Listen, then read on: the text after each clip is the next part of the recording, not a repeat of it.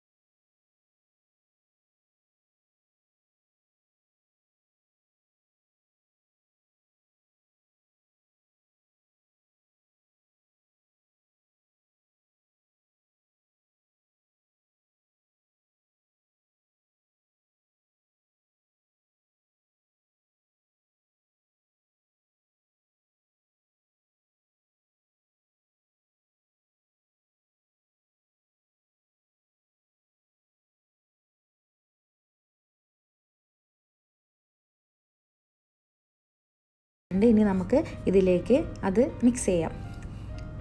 അതിലേക്ക് ഇട്ട് കൊടുക്കാം. അപ്പോൾ ഞാൻ കുറേശ്ശെ അതിൻ്റെ ഒത്തേക്ക് ഇട്ടിട്ട് നമുക്ക് സ്പൂണ് ഇട്ട് ഉപയോഗിക്കരുത് ഇളക്കാൻ വേണ്ടിയിട്ട്. നമുക്ക് കൈ കൊണ്ട് തന്നെ നല്ലപോലെ മിക്സ് ചെയ്തെടുക്കണം. അപ്പോൾ